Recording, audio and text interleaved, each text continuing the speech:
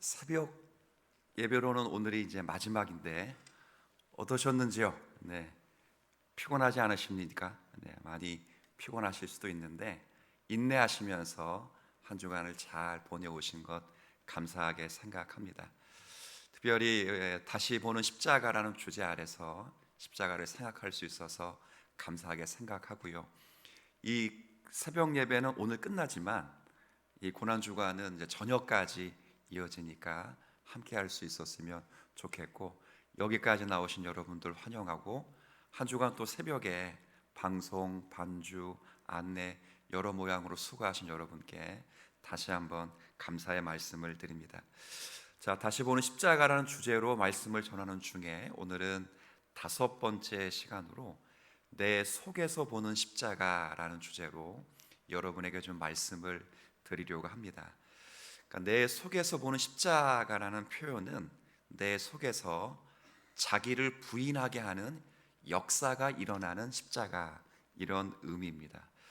조금 쉽게 설명하면 2000년 전에 일어났던 예수 그리스도의 십자가 사건이 지금 나랑 아무런 관계가 없는 그런 십자가가 아니고, 또는 2000년 전에 일어났던 십자가 사건이 내가 구원받을 때 잠깐 나에게 필요했던, 역사했던 그런 십자가가 아니라, 그 십자가가 오늘 내 삶을 거룩하게 만드는, 역사하는 살아있는 십자가라 하는 사실을 저와 여러분이 함께 상기해 보면 좋겠습니다.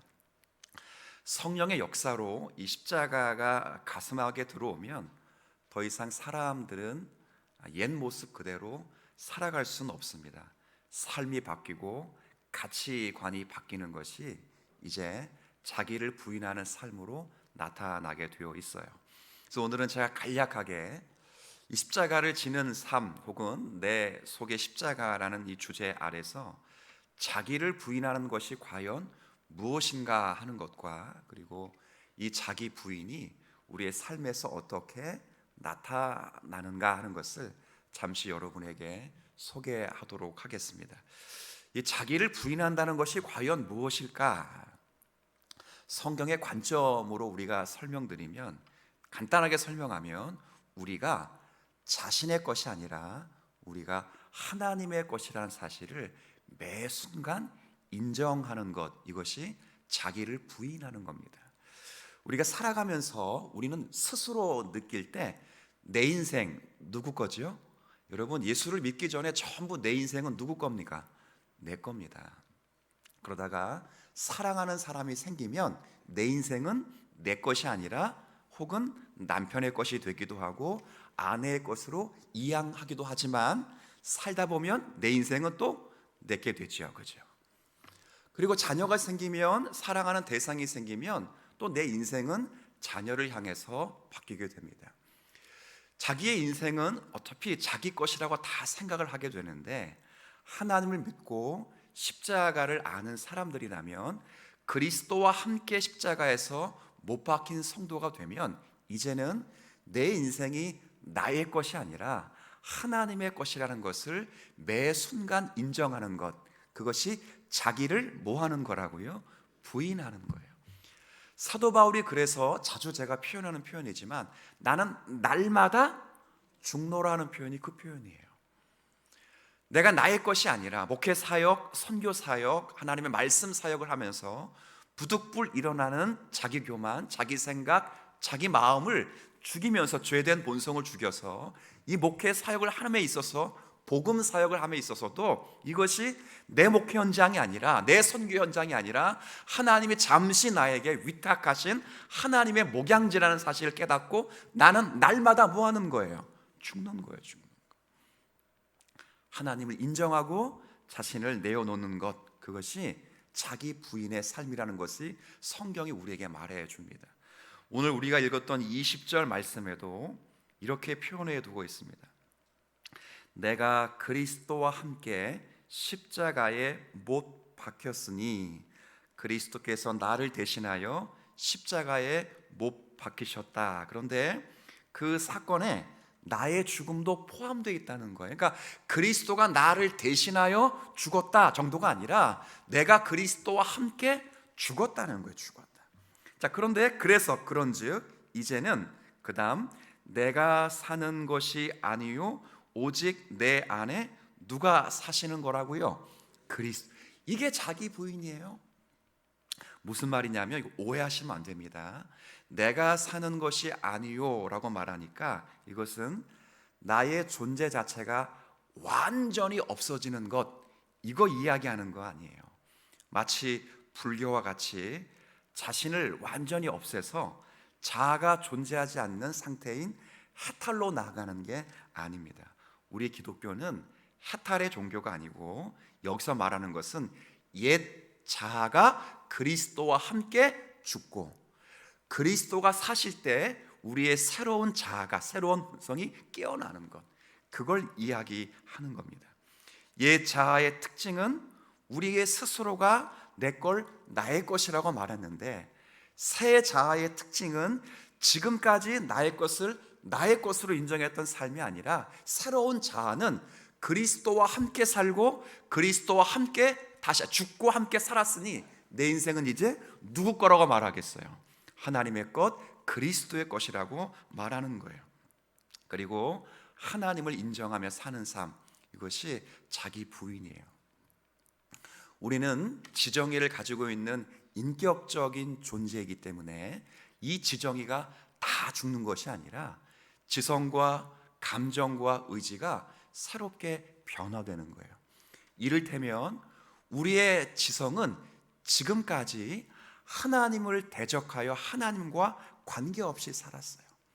그런데 우리가 그리스도에서 죽었다 그러면 예수 믿는 사람은 지성을 죽여서 생각하지 말아야 된다, 이런 사람이 아니에요. 생각하지 말고 무조건 복종하라, 이런 게 아니고 지금까지 하나님을 아는 것을 대적하여 높아진 그 교만을 다 꺾고 모든 생각을 그리스도에게 뭐 하는 거예요?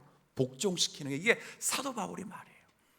그러니까 생각하지 말고, 생각 절대 하지 마, 넌 생각하지 말고 무조건 순종하라, 이것이 아니라 지금까지는 내 인생이 옛 자아가 내 것이기 때문에 하나님 없이 생각했어요. 하나님의 뜻을 이해하지도 못했고 하나님의 뜻과는 관계없이 살아왔는데 새롭게 그리스도 안에서 거듭나다 보니까 모든 것을 하나님의 뜻 중심으로 생각하고 하나님과 관계 속에서 이해하고 하나님의 뜻이 무엇인가를 철저하게 생각하도록 사는 삶, 그게 자기 부인이라는 거예요. 감정도 마찬가지입니다. 우리가 예수님께서 함께 그리스도와 함께 십자가에 못 박히기 전에는 우리의 모든 감정은 우리의 정욕의 지배를 받았어요. 근데 사도 바울의 갈라디아서 말씀처럼 우리의 욕망과 정욕을 십자가에 못 박았으면 이제 우리의 탐욕과 정욕대로 사는 것이 아니라 우리의 감정은 하나님의 뜻을 사랑하는 것으로 바뀌게 되는 거예요. 이전까지는 우리가 원하는 것을 이루기 위하여 모든 욕망을 쏟아부었다면 이제는 하나님이 뜻하시는, 하나님이 원하시는, 하나님이 사랑하시는 그 뜻에 우리의 마음을 드리고 사랑할 수 있는 놀라운 변화가 생기는 거예요. 감정을 그냥 죽이는 게 아니라 예수 믿는 사람은 피도 없고 눈물도 없는 그런 사람이 아니라 눈물을 흘리고 슬퍼하고 탄식을 하는데, 옛날에는 내 것 이루려고 눈물을 흘리고 내 욕망 채우려고 그렇게 탄식을 하는데 지금은 하나님을 사랑하고 이웃을 사랑하기 위하여 울며 탄식하며 눈물을 흘리는 것, 이것이 거듭난 성도의 자기 부인이라 그 말이에요. 의지도 마찬가지입니다. 예전에 우리의 의지는 하나님의 뜻에 절대 순종하지 못했어요. 그런데 지성으로 하나님의 뜻을 이해하게 되고 감정으로 그 하나님의 뜻을 사랑하게 되면 비로소 그 의지가 하나님의 말씀에 순종하게 되는 놀라운 결과를 나누는 거예요. 그래서 우리가 항상 하나님 뜻에 순종하며 사는 것, 이것 또한 자기를 부인하는 거예요.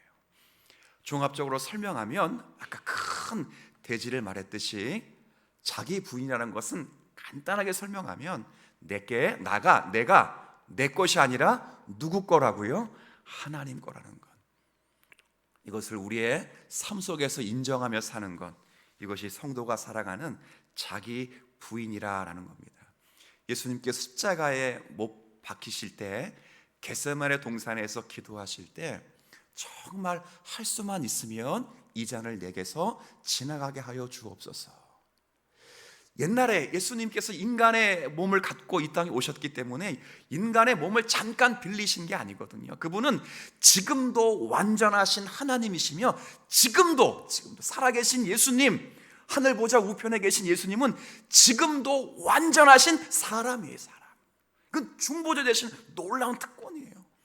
그래서 그분은 이 십자가 짐이 너무 괴로웠어요. 인간의 모습으로 보면, 자기의 관점으로 육체의 모습을 보면 너무 힘들었어요.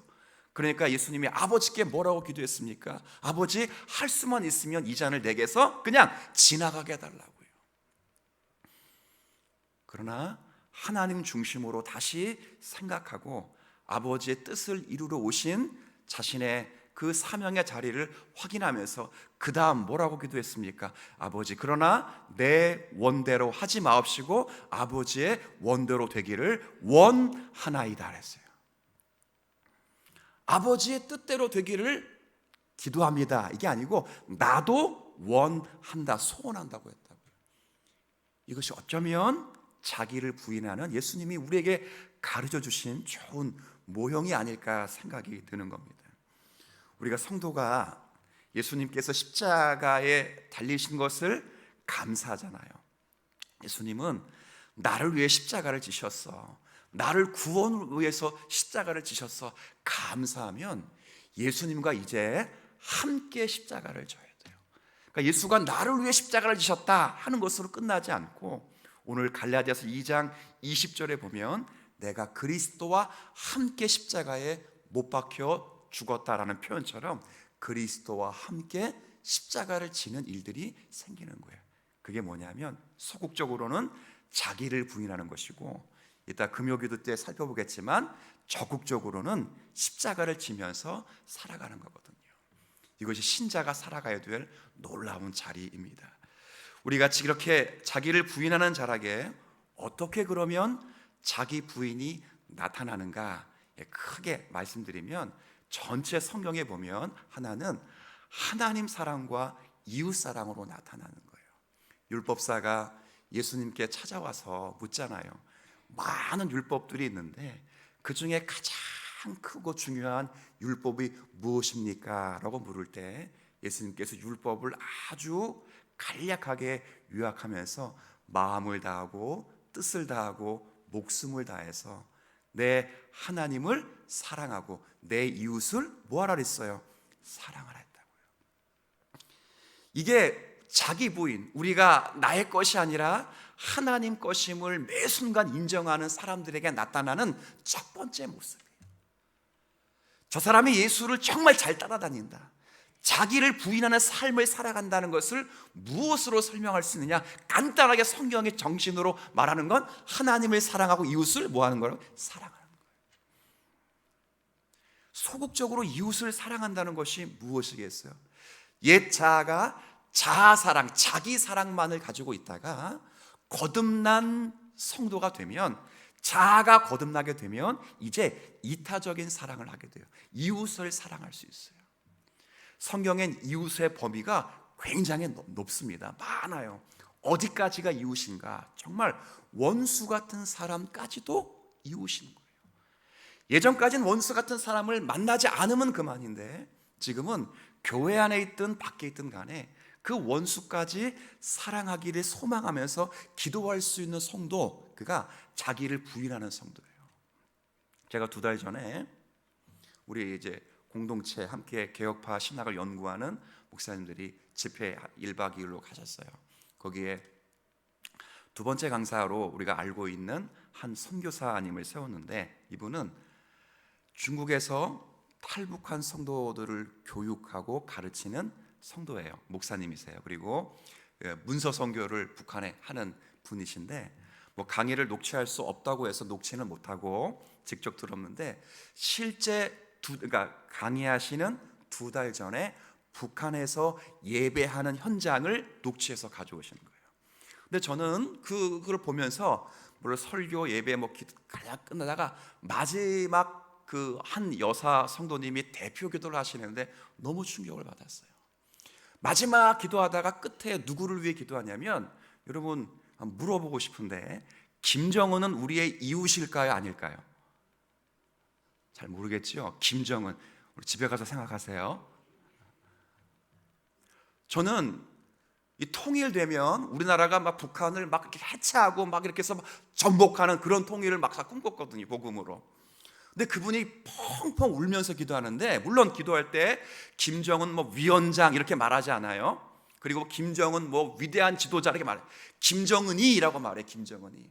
근데 김정은을 위해서 펑펑 울면서 기도하는 거예요. 불쌍히 여겨달라고, 살려달라고. 저 악한 사탄의 영에서 해방되어서 이 백성들을, 정말 민중들을 구원할 수 있는, 거듭날 수 있는 성도로 변화시켜달라고 펑펑 울면서 기도하는데 내가 깜짝 놀랐어요.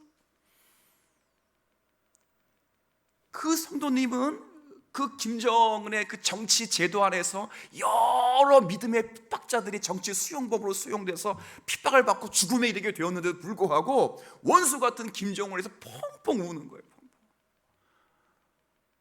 제가 신앙생활하면서 너무 부끄러웠어요. 교회 안에서 조금만 마찰이 생기면 사실 마음이 불편하잖아요. 저도 마찬가지, 뭐 여러분 이야기하는 게 아니라 목회자의 사교도 마찬가지거든. 근데 거기서 자기를 부인한다는 건 뭐예요? 그분을 향하여 정말 사랑의 마음으로 울어줄 수 있는 성도, 내 영혼도 그로 인하여 회복되고 그 영혼도 나로 인하여 회복될 수 있기를 간절히 소망하는 것, 그것이 자기를 뭐 하는 거예요? 부인하는 삶이 나타나는 거예요. 좋은 명상으로 나타나지 않아요. 삶에 투박하지만, 삶이 때로는 소박할 수 있겠지만, 그 삶의 세세한 미면의 삶에서 자기를 정말 내세우지 않고 누군가를 위하여 눈물을 흘리며 탄식하며 울어줄 수 있는 성도, 그것이 실제 자기를 부인하는 성도의 삶의 아주 보편적인 삶이에요. 물론 이것보다 더 중요한 건 하나님을 뭐 해야 되겠어요? 사랑하는 거예요. 사랑. 근데 하나님은 그냥 사랑하지 않았어요. 예수님 뭐라고 말씀하셨냐면, 마음을 다하고 목숨을, 제가 마음을 다한다까지 이야기하는데 그 다음 목숨을 다하는 거예요. 하나님을 사랑한다는 건 다른 게 아니라 우리의 감정뿐 아니라 하나님께 주시는 계시의 수단이 있어요. 하나님은, 기독교는 계시 종교이기 때문에 우리가 하나님의 구원을 성취하는 그런 윤리적이나 도덕적인 종교가 절대 아니에요. 허물과 죄로 죽은 인생은 결코 하나님을 찾을 수도 없고 최고의 선에 이를 수가 없어요. 누군가는 우리를 살려내야 돼요.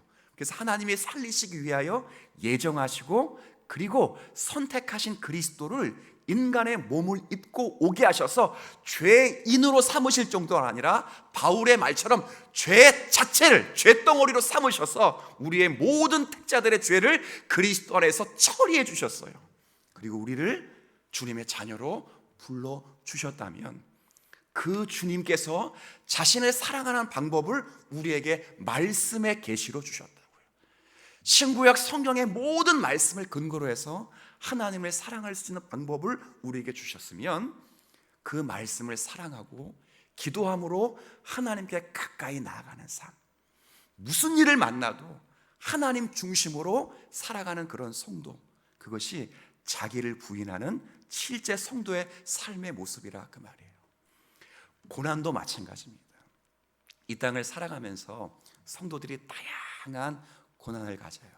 제가 기독교 강요 칼빈을 잠깐 보면서, 칼빈의 이 자기 부인의 삶 가운데 하나가 십자가를 지는 것이 있어요. 이 십자가를 진다는 건 소극적으로 칼빈이 말할 때 고난이라고 표현한, 성도가 이 땅에 살아가면서 뜻하지 않는 고난을 만나기도 하고, 때로는 의를 위하여 살아가다 보면 박해를 만나기도 해요.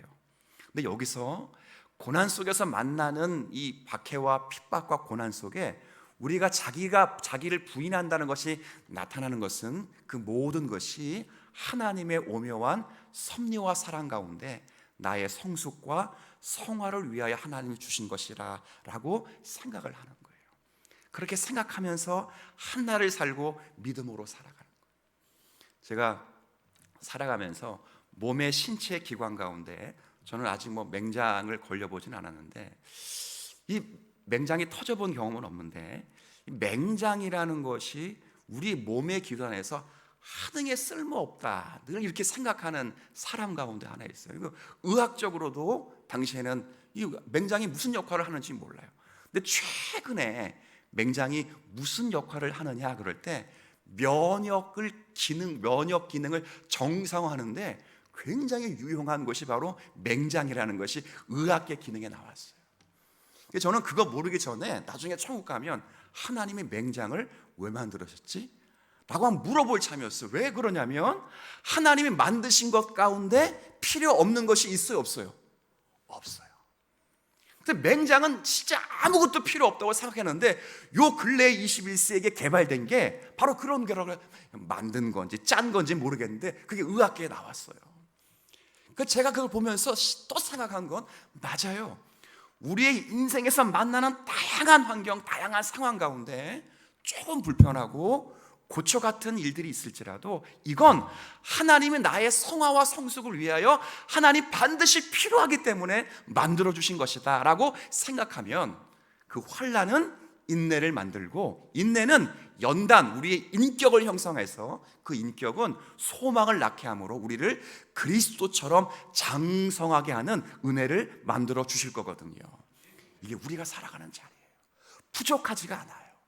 십자가를 위하여 주님이 달려주시고 주셨지만 우리에게 십자가를 지라고 말씀하시면서 자기를 부인하라고 명령하시는 게 우리에게 소나가 되지 않는 삶을 살도록 지금도 하나님 하늘 보좌 우편에서 우리를 위하여 중보하시는 주님이 계시다면 우리는 날마다 자기를 부인하실 수 있는 성도들이 되었으면 좋겠습니다. 한 날을 살아가시면서요, 오늘 주님 제 인생 제 거 아닙니다. 아버지 하나님 겁니다.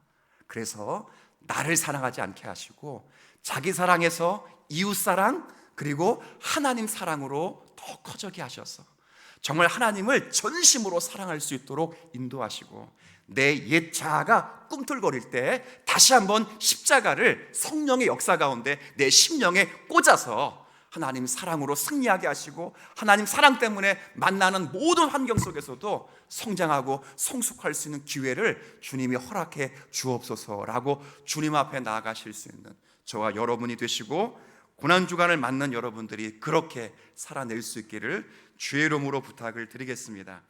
하나님.